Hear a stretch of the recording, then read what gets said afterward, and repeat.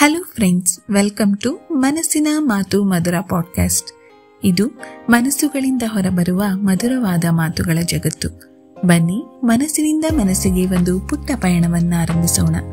ನಿಮ್ಮೆಲ್ಲರಿಗೂ ನನ್ನ 13ನೇ ಎಪಿಸೋಡ್ಗೆ ಸ್ವಾಗತ. ಅಂದು ಮನುಷ್ಯನು ಯಂತ್ರಗಳನ್ನು ಸೃಷ್ಟಿಸಿದ, ಆದರೆ ಇಂದು ಯಂತ್ರಗಳೇ ಮನುಷ್ಯನ ಬದುಕನ್ನು ರೂಪಿಸುತ್ತಿವೆ. ನಾವು ಎಚ್ಚರಗೊಳ್ಳುವ ಹೊತ್ತಿನಿಂದ ರಾತ್ರಿ ನಿದ್ರೆ ಹೋಗುವವರೆಗೂ ಕಣ್ಣ ಮುಂದೆ ಪರದೆಗಳು, ಬೆರಳಲ್ಲಿ ಮೊಬೈಲ್, ತಲೆ ಮೇಲೆ ಟಾರ್ಗೆಟ್, ಒಳಗೊಳಗೆ ಖಾಲಿತನದ ಅನುಭವ. ಈಗ ಒಂದು ಪ್ರಶ್ನೆ ಕೇಳ್ಕೊಳ್ಳಿ, ನೀನು ನಿಜವಾಗ್ಲೂ ಬದುಕ್ತಾ ಇದ್ದೀಯಾ? ಯಂತ್ರವಾಗಿ ಬದುಕ್ತಾ ಇದ್ದೀಯಾ? ಅಥವಾ ಕೇವಲ ಬದುಕುವುದೆಂಬ ನಾಟಕವನ್ನು ನಿಭಾಯಿಸ್ತಾ ಇದ್ದೀಯಾ? ಅಮ್ಮನ ನಗು ಕಾಣೋಕೆ ಸಮಯ ಇಲ್ಲ, ಮೂಡಲ ಬೆಳಗಿನ ಸೂರ್ಯನ ಮುಕ್ತ ಬೆಳಕು ನೋಡೋಕೆ ಆಸಕ್ತಿ ಇಲ್ಲ. ಮನಸ್ಸು ಕೂಗುತ್ತಿದ್ದರೂ ನಾವು ಕೇಳಲಾರೆವು, ಏಕೆಂದರೆ ನಾವು ಬ್ಯುಸಿ ಅಲ್ವಾ? ಈ ಕಾಲದಲ್ಲಿ ಬದುಕುವುದು ಅರ್ಥವಿಲ್ಲದ ಓಟ. ಆದರೆ ನಾವೆಲ್ಲರೂ ಮರೆಯಬಾರದು, ನಾವು ಯಂತ್ರ ಅಲ್ಲ, ನಾವು ಜೀವ ಹೊಂದಿರುವ ಜೀವಿಗಳು. ನಾವು ಕೇಳಬೇಕಾದ ಪ್ರಶ್ನೆ ಏನ್ ಗೊತ್ತಾ? ಈ ಯಂತ್ರದ ಓಟದಲ್ಲಿ ನಾನು ಎಲ್ಲಿದ್ದೇನೆ? ಹೊರಗಿನ ಜಗತ್ತಿನ ಸುದ್ದಿಗಳಲ್ಲಿ ನಾವು ಎಷ್ಟೊಂದು ಮುಳುಗಿರ್ತೀವಿ ಅಂದರೆ ನಮಗೆ ನಮ್ಮೊಳಗಿನ ಅಸಹಜ ನಿಶ್ಶಬ್ದತೆ ಗೋಚರವೇ ಆಗುತ್ತಿಲ್ಲ. ಹೌದು, ನಾವು ಬುದ್ಧಿವಂತರಾದ ಯಂತ್ರಗಳಾಗಿ ಬದಲಾಗ್ತಾ ಇದ್ದೇವೆ. ಒಂದು ಪ್ರಸಂಗ ಹೇಳ್ತೀನಿ ಕೇಳಿ. ಬೆಂಗಳೂರಿನ ಮಲ್ಟಿನ್ಯಾಷನಲ್ ಕಂಪನಿಯಲ್ಲಿ ರಾಮ್ ಎಂಬುವರು ಕೆಲಸ ಮಾಡ್ತಾ ಇದ್ರು. ಅವರ ವರ್ಕಿಂಗ್ ಲೈಫ್ ಹೇಗಿತ್ತು ಅಂದ್ರೆ ರಾತ್ರಿ 12ವರೆಗೂ ಲ್ಯಾಪ್ಟಾಪ್ ಮುಂದೆ ಕೂರ್ತಿದ್ರು. ಬೆಳಗ್ಗೆ ಅಲಾರಾಮ್ ಹೊಡೆದ ತಕ್ಷಣನೇ ಕೈಯಲ್ಲಿ ಮೊಬೈಲಲ್ಲಿ ಇಮೇಲ್ ಚೆಕ್ ಮಾಡೋದು. ಹೀಗೆ ಊಟ ಸರಿಯಾಗಿ ಇಲ್ಲ, ನಿದ್ರೆ ಕಡಿಮೆ, ಒಡನಾಟ ಅಂತೂ ಶೂನ್ಯವಾಗಿತ್ತು. ಒಂದಿನ ಅವ್ರ ಮಗ ಕೇಳ್ತಾನೆ, ಅಪ್ಪ ನೀನ್ ನಿಜವಾಗ್ಲೂ ಬದುಕ್ತಿದ್ದೀಯಾ ಅಂತ. ಇದನ್ ಕೇಳಿ ರಾಮ್ಗೆ ತುಂಬಾ ಶಾಕ್ ಆಗುತ್ತೆ. ಪಾಪ ಆ ಮಗು ಅವನ ಜೊತೆಲಿ ಆಟ ಆಡ್ಬೇಕು ಅಂತ ಡೈಲಿ ಕಾಯ್ತಾ ಇರುತ್ತೆ. ಆದ್ರೆ ಅವರಪ್ಪ ತುಂಬಾ ಬ್ಯುಸಿ ಆಗ್ಬಿಟ್ಟಿದ್ದಾರೆ ಲೈಫಲ್ಲಿ. ಮಗನ ಪ್ರಶ್ನೆ ರಾಮನ ಹೃದಯಕ್ಕೆ ಬಾಣವಾಗುತ್ತೆ. ಮೊದಲು ಮೊಬೈಲ್ ಸ್ವಿಚ್ ಆಫ್ ಮಾಡ್ತಾನೆ, ಆ ಮಗು ಜೊತೆ ಆಟ ಆಡ್ತಾನೆ. ನಂತರ ಹೊರಗಡೆ ಹೋಗಿ ಮಳೆ ನೋಡ್ತಾ ಸ್ವಲ್ಪ ಉಸಿರನ್ನ ಎಳ್ಕೊತಾನೆ. ಅವನ ಬದುಕಿನಲ್ಲಿ ಮೊದಲ ಬಾರಿಗೆ ಶಾಂತಿ ಕಾಣ್ತಾನೆ. ಆ ಕ್ಷಣದಲ್ಲಿ ಅವನಿಗೆ ಜೀವಂತ ಅನ್ನೋದು ಅರಿವಿಗೆ ಬರುತ್ತದೆ.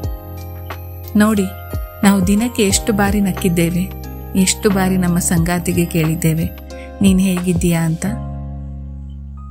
ಲೈಫ್ ಹೇಗಾಗಿದೆ ಅಂದ್ರೆ ಊಟ ಮಾಡೋದು ಮೊಬೈಲ್ ನೋಡ್ತಾ, ಸ್ನೇಹಿತರೆಂದ್ರೆ ಫಾರ್ವರ್ಡ್ ಮಾಡಿದ ಮೆಸೇಜ್ಗಳಷ್ಟೇ, ನಗುವುದು ಎಮೋಜಿಗಳಲ್ಲಿ. ನೋವಿಲ್ಲ ಅಂತ ಹೇಳೋಕ್ ಆಗ್ತಿಲ್ಲ, ಆದ್ರೆ ಕೇಳೋದ್ರಲ್ಲಿ ಯಾರಿಗಾದ್ರೂ ಸಮಯ ಇದೆಯಾ? ನೋವು ಇತ್ತು ಅಂತ ಹೇಳಿದ್ರೆ ಉತ್ತರ ಒಂದೇ ಆಗಿರುತ್ತೆ, ಸಾರಿ ನಾನ್ ಬ್ಯುಸಿ. ಬದುಕು ಬಹುಕಾಲದ ಮೌನದೊಳಗೆ ಅಳ್ತಾ ಇದೆ. ಇವತ್ತು ಸ್ಮಾರ್ಟ್ ಫೋನ್ ನಮ್ಮ ಕೈಯಲ್ಲಿ ಇದೆ, ಆದ್ರೆ ನಾವು ಎಮೋಷನಲಿ ಡಂಬ್ ಆಗಿ ಬಿಟ್ಟಿದ್ದೇವೆ. ನಗುವುದನ್ನು ನಾವು ಎಮೋಜಿಯೊಳಗೆ ಕಟ್ಟಿ ಹಾಕಿದ್ದೇವೆ. ಕಣ್ಣೀರು ಈಗ ಸ್ಟೇಟಸ್ ಅಪ್ಡೇಟ್ ಆಗಿದೆ. ಮನುಷ್ಯ ಭಾವನೆಗಳಿಂದ ದೂರವಾಗಿ ಮೆಷಿನ್ಗಳಂತೆ ಕೆಲಸ ಮಾಡೋ, ತಿಂದು ನಿದ್ದೆ ಮಾಡೋ ಜೀವಿಗಳಾಗಿ ಬದಲಾಗಿದ್ದಾನೆ. ಬಸ್ನಲ್ಲಿ ಎದುರಿರುವವನು ದುಃಖದಲ್ಲಿ ಇದ್ರೂ ನಾವು ನೋಡಲ್ಲ. ಮನೆಯ ಅಕ್ಕಪಕ್ಕದ ಮನುಷ್ಯರ ಬದುಕು ನಮಗೆ ಗೊತ್ತೇ ಇಲ್ಲ. ನಾವು ಸ್ಕ್ರೋಲ್ ಮಾಡ್ತಾ ಬದುಕ್ತಿದ್ದೇವೆ, ಫೀಲ್ ಮಾಡದೆ. ನಿಮ್ಗೆ ಒಂದು ರಿಯಲ್ ಲೈಫ್ ಇನ್ಸಿಡೆಂಟ್ ಹೇಳ್ತೀನಿ ಕೇಳಿ. ಜಪಾನ್ನ ಒಂದು ಕಂಪ್ನಿಲಿ ಇತ್ತೀಚೆಗೆ ತಮ್ಮ ಉದ್ಯೋಗಿಗಳಿಗೆ ಮೈಂಡ್ಫುಲ್ನೆಸ್ ಲೀವ್ ಅಂತ ನೀಡ್ತಾ ಇದ್ದಾರಂತೆ. ಅಂದ್ರೆ ಇದು ಹೆಲ್ತ್ ಪ್ರಾಬ್ಲಮ್ಗೆ ಕೊಡೋ ಲೀವ್ ಅಲ್ಲ, ಬದಲಿಗೆ ಮಾನಸಿಕವಾಗಿ ಬದುಕಿನಿಂದ ದೂರವಾಗಿರುವಂತೆ ಭಾಸವಾಗುವಾಗ ಈ ರಜೆಯನ್ನು ಪಡೆಯಬಹುದು. ಅವರು ತಿಳಿದುಕೊಂಡ ಮುಖ್ಯವಾದ ಅರಿವೆಂದರೆ ವರ್ಕ್ ಲೈಫ್ ಬ್ಯಾಲೆನ್ಸ್. ಅಂದ್ರೆ ಕೆಲಸ ಮುಗಿಸಿ ನೆಟ್ಫ್ಲಿಕ್ಸ್ ನೋಡೋದಲ್ಲ, ಅದು ಮನಸ್ಸಿಗೆ ನಿಜವಾದ ಶಾಂತಿ ಕೊಡುವ ಸಮಯ. ನಾವೆಲ್ಲ ಕಳೆದುಕೊಂಡಿದ್ದೇವೆ ಅಂತ ಅನಿಸ್ತಿದ್ಯಾ? ಇಲ್ಲ, ಇನ್ನೂ ಸಮಯವಿದೆ. 3 ಸರಳ ಬದಲಾವಣೆ ಮಾಡ್ಕೊಳ್ಳಿ ಲೈಫಲ್ಲಿ. ದಿನಕ್ಕೆ 10ರಿಂದ 15 ನಿಮಿಷ ನೋ ಗೆಜೆಟ್ ಟೈಮ್ ಅಂತ ಮಾಡ್ಕೊಳ್ಳಿ. ಆ ಟೈಮಲ್ಲಿ ಬುಕ್ಸ್ ಓದಿ, ನಿಜವಾದ ಸಂಭಾಷಣೆ ಮಾಡಿ, ನಿಮ್ಮ ಸ್ನೇಹಿತರಿಗೆ ಕರೆ ಮಾಡಿ, ನಿಮ್ಮ ಕುಟುಂಬದ ಜೊತೆ ಟೈಮ್ ಸ್ಪೆಂಡ್ ಮಾಡಿ. ಶರೀರದ ಶಕ್ತಿ ಮಾತ್ರವಲ್ಲ, ಮನಸ್ಸಿನ ಶಕ್ತಿ ಕಾಪಾಡಿ. ಸ್ವಲ್ಪ ಹೊತ್ತು ಪ್ರಕೃತಿಯೊಂದಿಗೆ ಕಾಲ ಕಳೀರಿ. ವಾಕ್ ಮಾಡಿ, ಮೆಡಿಟೇಷನ್ ಮಾಡಿ.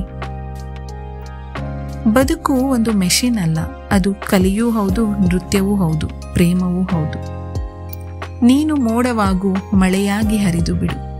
ಅನಂತ ಸಮಯವಿಲ್ಲ, ಈ ಕ್ಷಣವೇ ಸತ್ಯ. ರಾಮನ ಮಗ ಕೇಳಿದ ಮಾತು, ನೀನು ನಿಜವಾಗ್ಲೂ ಜೀವಿಸ್ತಿದ್ದೀಯಾ? ಇದು ನಿನಗೂ ಒಂದೊಮ್ಮೆ ಕೇಳಿಬಿಡಲಿ. ಈ ದಿನದ ಮಾತು ನಿಮ್ಮ ಮನಸ್ಸಿಗೆ ಸ್ಪರ್ಶಿಸಿದ್ದರೆ ನಿಮ್ಮ ಹೃದಯದೊಂದಿಗೆ ಈ ಧ್ವನಿ ಸಂಚಾರವಾಗಲಿ. ಇದು ನಿಮ್ಮ ಮನಸ್ಸಿನ ಮಾತು ಮಧುರ. ನಿಜವಾದ ಬದುಕಿಗೆ ಸ್ಪಂದನೆ ನೀಡೋ ಮತ್ತೊಂದು ಎಪಿಸೋಡ್ ಜೊತೆಗೆ ಭೇಟಿಯಾಗೋಣ. ನಮಸ್ಕಾರ.